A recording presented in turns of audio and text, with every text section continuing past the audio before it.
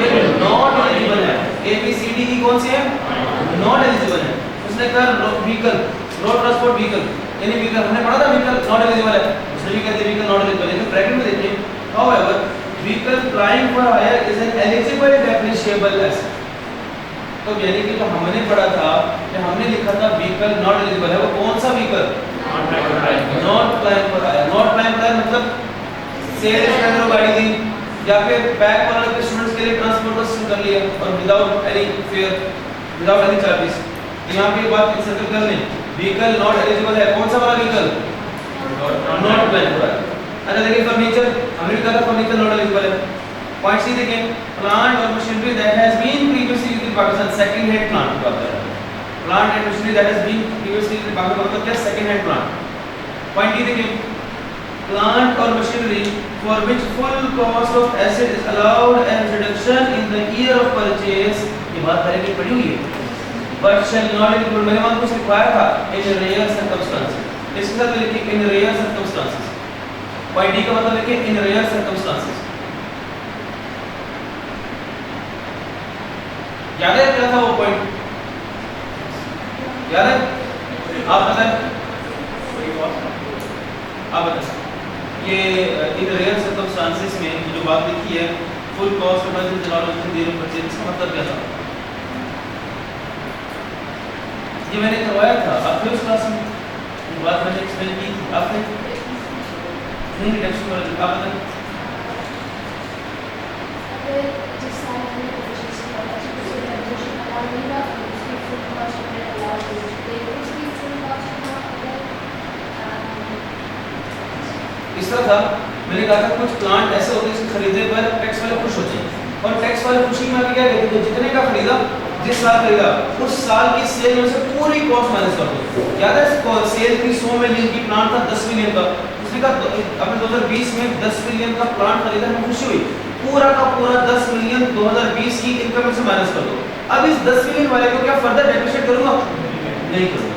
क्या depreciate further? तो ये हुआ क्या है, ऐसा प्लांट है जिसकी फुल कॉस्ट मिली है एज अ रिडक्शन किस साल?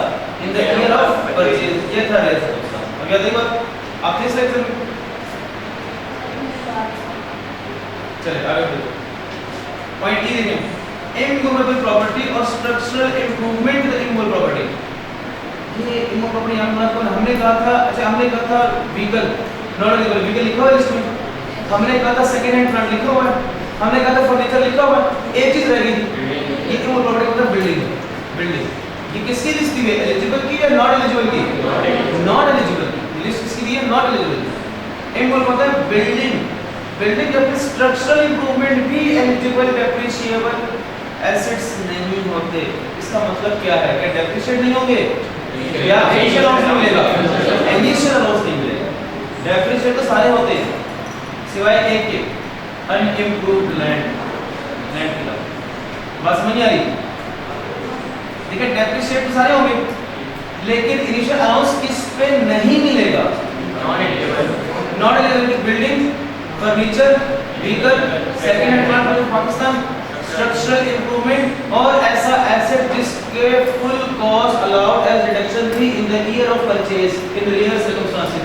ये 6 बातें आपकी फिंगरटिप्स में दी। याद रखें इन 6 एसेट्स पर आप डेप्रिशिएट तो हर एसेट पे करते हैं, इन 6 पर आपको इनिशियल अलाउंस नहीं दिया जाएगा।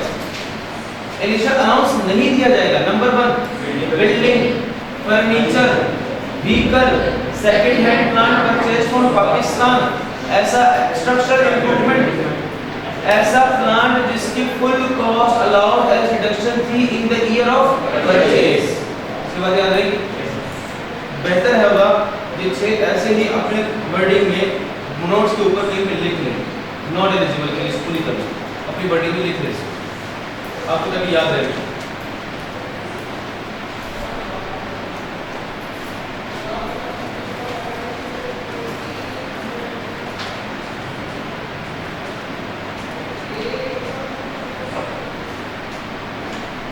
चलिए पॉइंट 1 पढ़िए।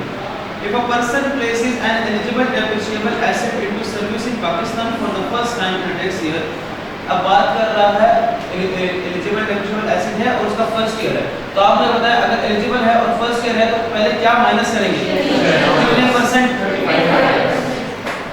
पढ़ते if a person places an eligible depreciable asset into service in Pakistan for the first time in a tax year का मतलब कि first year, for the first time in a tax year का मतलब कि first year, पहले साल की treatment बता रहा है, a deduction will be allowed, एक खर्चा माइनस किया जाएगा, here in after referred was initial allowance, उस डिडक्शन का नाम क्या होगा, initial allowance deduction at 25%, circle कर ले 25% for plant and machinery, साथ में सिर्फ प्लांट मशीनरी कंप्यूटर भी सबकी बात होगी, 25% on the cost of tax, जो भी उससे एलिजिबल की एसेट की कॉस्ट होगी उसका 25% माइनस करने की ये रेट पता है वैसे, yes 25%, the asset should be used for the purpose of business, पूरी लैंग्वेज से कर लेंगे, the asset should be used for the purpose of business, शर्त क्या है, एसेट किसने इस्तेमाल किया, महीने को शर्त की थी, ओनर होना भी जरूरी है,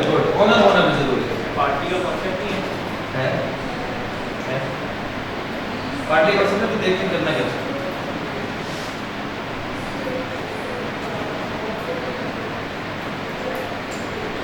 चलिए एक सवाल लिखें, रजिस्टर ऑफ का सवाल लिखें, न्यू प्लान एलिजिबल है कि नहीं, न्यू प्लान एलिजिबल है नहीं, ठीक है, new plan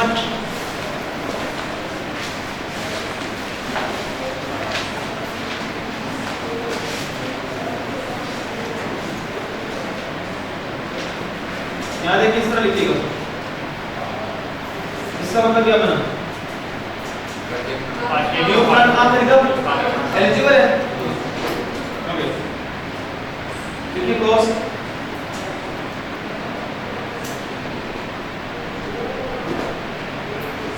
$100 million, cost $100 million,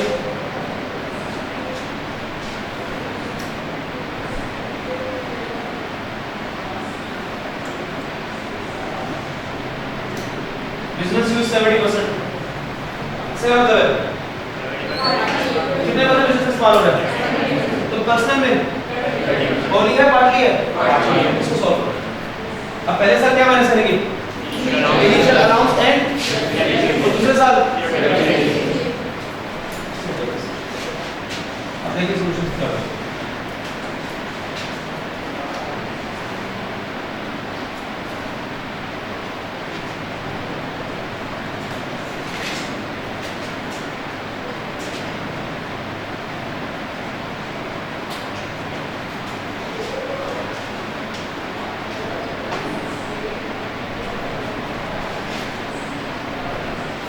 जी याद रखिएगा कॉस्ट कितनी है, 100 million, चलिए मैं रुपीस में लिख देते हैं 100 लिख देता हूँ, हाँ परसेंटेज है कितने हैं, बिजनेस में कितना है, 70%,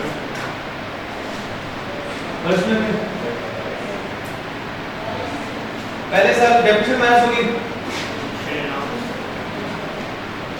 पहले इनिशियल अलाउंस माइनस करेंगे, ये एलिजिबल है, क्या परसेंटेज है इनिशियल अलाउंस की, 25% ऑफ द 100 into 25%, ये कितने अमाउंट है, 25 तो माइनस करूंगा, ये जो मेरे पास 75 होगा इसे फर्दर क्या करूंगा, अब आपके मन में एक सवाल आ रहा होगा कि वो 25 को एलोकेट करने के लिए करना, सुन लें, इनिशियल अलाउंस के केस में आपने एलोकेशन नहीं करनी, इनिशियल अलाउंस के केस में आपने एज्यूम करना है कि asset is Holi used for the business, Holi used, इसका मतलब क्या होगा, यहां कितना आएगा 25, आपने एलोकेशन नहीं करनी, अच्छा अब डेप्रिशिएट 100 को करेंगे,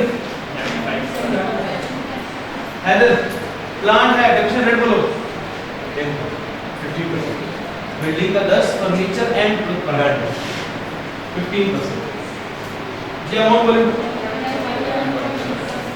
राउंड ऑफ ले लिया मैं, डब्ल्यू कितनी बनी 64, क्या डेप्रिसिएशन की एलोकेशन होगी, यस होगी, कहता है कितना जाएगा 11 का 70%, यानी 8, यहाँ पे 3। अब बात समझिए, डेप्रिसिएशन करते वक्त आपने एलोकेशन करनी है पार्टली केस में। इनिशियल अलाउंस के केस में एलोकेशन नहीं होती। इसे कहते हैं no opportunity of initial allowance. मतलब लिखिए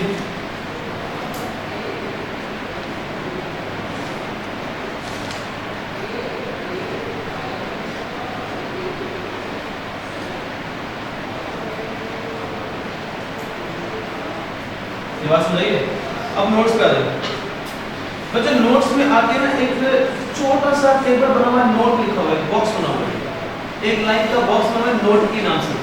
वो बॉक्स में मिल गया बॉक्स, पढ़ते हैं नोट की हेडिंग पर। Initial allowance is fully allowed as deduction even if the asset is not wholly used in business। इसका मतलब क्या बात भाई? पार्टली है, होली है, जो मर्जी है। इनिशियल अलाउंस कितना, क्या इनिशियल अलाउंस 1% होगी? नहीं होगी। डेप्रिसिएशन क्या परसेंट होगी? होगी। अब दिल तो कर रहा है कि पूछूं, पूरा सिनेरियो पूछूं। एक चले पूछ ले, डेप्रिसिएशन पार्टली अगेंस्ट था, अब क्वेश्चन होगा डेप्रिसिएशन पर, लेकिन टैक्स डेबिलिटी भी कैलकुलेट करते वक्त कितनी डेप्रिसिएशन माइनस होगी? 100% माइनस होगी डेबिलिटी केस में। हर साल की डेप्रिसिएशन कितनी माइनस होगी? जितनी परसेंटेज होगी, उसी एसेट को अगर मैंने बेच दिया तो फिर टैक्स डेबिलिटी कैसे कैलकुलेट करूंगा? नॉट अलाउड वाली डेप्रिसिएशन को ऐड करेंगे। अच्छा, पॉइंट 1 में एक बात रहेगी, द एसेट, ये लिख पढ़ लीजिए, the asset should be used for purpose of business. एक लाख वर्ग प्लस लिखा हुआ था, initial allowance deduction will be allowed within the latter of किस सर्कल कर लीजिए।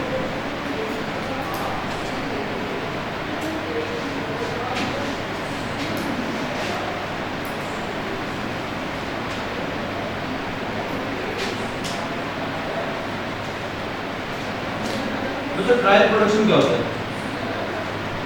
आपने पढ़ा कौन में टेस्टिंग कॉस्ट? ट्रायल प्रोडक्शन कहते हैं उसको, टैक्स के लिए क्या कहते हैं? Trial production. और दूसरा होता है कमर्शियल प्रोडक्शन। ये कमर्शियल प्रोडक्शन क्या होता है?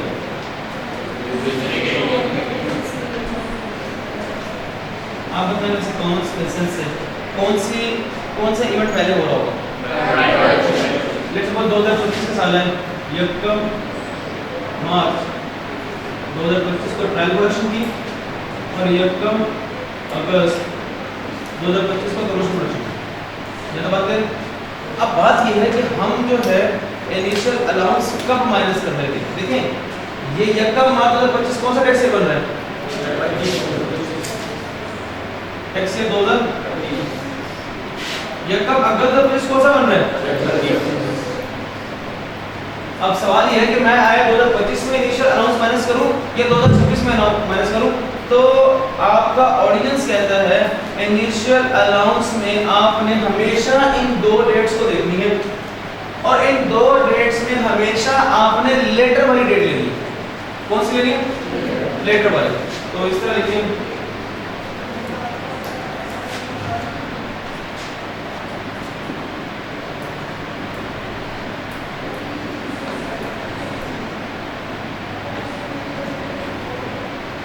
मैंने माइनस करना इनिशियल अलाउंस, डेट कौन सी होगी? लेटर ऑफ के लिए दोनों इवेंट्स कौन से होंगे? इसमें मैं अगर अपनी सादा अल्फाबेट कहूं तो एक होता है फर्स्ट टाइम यूज और दूसरा है कमर्शियल प्रोडक्शन। डेट बता सकते हैं मुझे? पहली दफा कब इस्तेमाल होता? 2025। और कमर्शियल प्रोडक्शन कब हुई थी? दोनों में से कौन सी लेनी है? लेटर ऑफ कौन सी है? बाद वाली। एक चीज सोच के बताएं, हमेशा कौन सी डेट बनती होगी? हमेशा कमर्शियल ही बनती होगी, हमेशा। तो एक बात साथ लिख लें, it will always be commercial production. यहां लिख लें, इट विल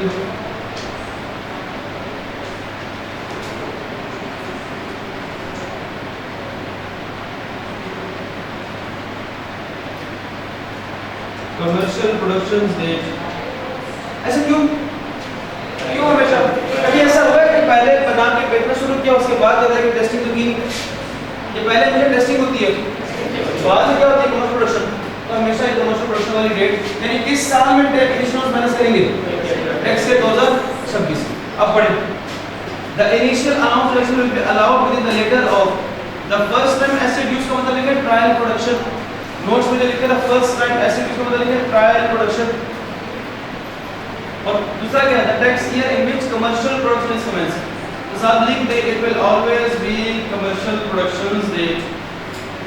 वो ट्रायल प्रोडक्शन क्या कह रहा है, ट्रायल प्रोडक्शन नहीं कह रहा बल्कि the first time acid is used, पहली बार कब इस्तेमाल हुआ, जब टेस्टिंग कर रहे होंगे, पहले टेस्टिंग करते ही पहले कमर्शियल प्रोडक्शन लाते हैं टेस्टिंग करके, बाद वाली चीज कौन सी है, तो कौन सी डेट होगी,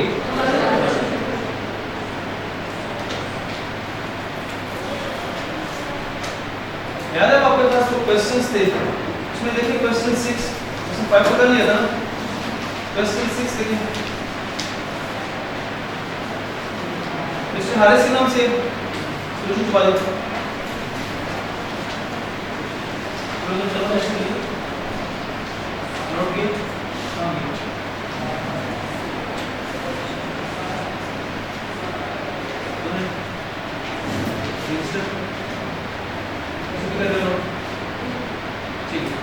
क्वेश्चन 6 बने, mister Haris has purchased a building. अब हैज परचेज्ड अ बिल्डिंग, अब मुझे बताइए बिल्डिंग है तो एलिजिबल है कि नहीं, बिल्डिंग एलिजिबल है कि नहीं,